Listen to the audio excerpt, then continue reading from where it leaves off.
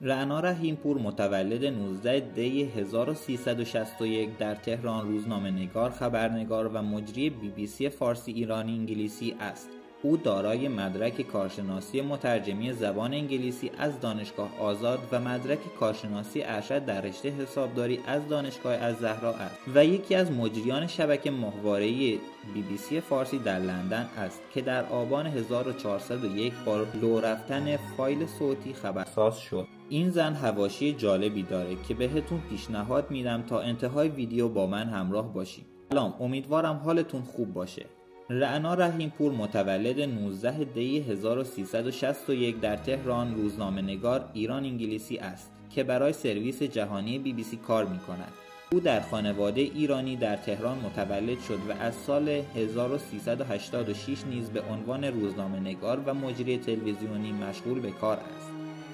او دوران تحصیلی خود را در ایران گذراند و در 25 سالگی ایران را به مقصد بریتانیا ترک کرد. وی در سال 1386 به لندن رفت تا در تلویزیون فارسی BBC کار کند. رعنا رحیمپور از سال 1386 تا کنون در زمینه خبرنگاری و روزنامه‌نگاری مشغول فعالیت است. رحیمپور مجری ارشد تلویزیون BBC فارسی است. او برنامه‌های بسیاری از جمله برنامه هسته‌ای ایران و همچنین انتخابات ریاست جمهوری ایران 1392 را به عنوان مجری پوشش داده است. او برای 40مین سالگرد انقلاب اسلامی ایران در سال 1397 با جان سیمپسون از BBC مصاحبه کرد. رعنا رحیمپور سالها پیش با دومینیک هربرت مدیر بخش خاورمیانه BBC ازدواج کرده و 2 فرزند نیز دارد.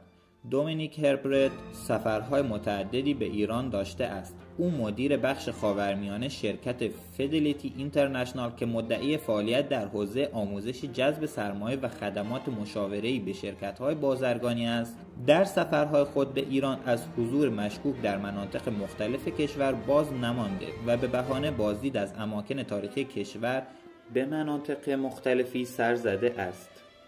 در ادامه به حواشی جالب مربوط به رعنا رحیمپور میپردازیم. بهتون پیشنهاد میدم تا پایان ویدیو با من همراه باشید. لو رفتن یک فایل صوتی از رعنا رحیمپور مجری تلویزیون BBC فارسی که در آن آشکاراً به پشت صحنه آشوب‌ها و سوگیری تجزیه طلبان رسانه‌های تروریستی از جمله ایران اینترنشنال پرداخته شده بود. با واکنش‌های تند تلویزیون سعودی اینترنشنال مواجه شد.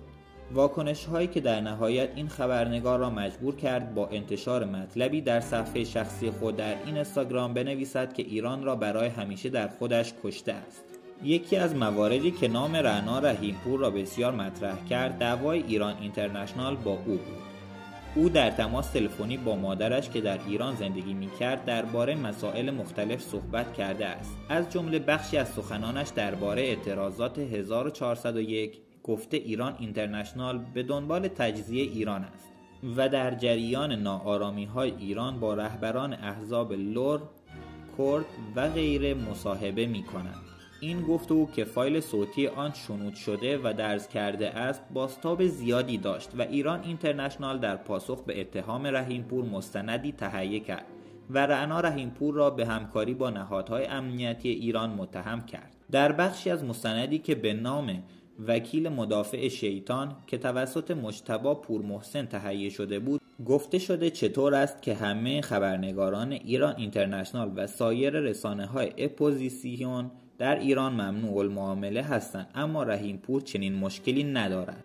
در ادامه در مورد مکالمه منتشر شده او با مادرش میپردازیم، اما قبل از اون ممنون میشم این ویدیو رو لایک کنید و کانال رو سابسکرایب کنید. رحیمپور در پاسخ به مسائل مطرح شده درباره مکالمه با مادرش در اینستاگرامش چنین نوشت: در ساعات گذشته بخشی از مکالمه خصوصی من و مادرم منتشر شده است. تنها احتمالی که به ذهن من میرسد این است که صدای ویدیو چت از طریق شنود خانه یا موبایل پدر و مادرم در تهران یا خانه و موبایل من در لندن ضبط شده است. طبیعی است که من در گفتگوی خصوصی با پدر و مادرم شاید حرفهایی بزنم که هرگز علنی نمیزنم. حرفهایی که عوامل جمهوری اسلامی به طور گزینشی برای اختلاف افکنی و پیشبرد منافعشان منتشر می کنند. من به همه خبرنگاران فارسی زبانی که در خارج از ایران به رغم فشارهای متعدد حکومت در حال خبررسانی هستند احترام می‌گذارم. انتشار و بازنشر این فایل صوتی برخلاف خواست من و نقض حریم خصوصی من و والدینم است. در این ویدیو در مورد رعنا رحیمپور صحبت کردیم. قطعاً از ویدیو بعدی که در مورد شراره عزیزی هست هم خوشتون میاد. پس روی تامنیل کلیک کن تا ویدیو بعدی رو اصلاً از دست ندید. دوست عزیز، اگر این ویدیو رو دوست داشتید کانال من رو سابسکرایب کنید.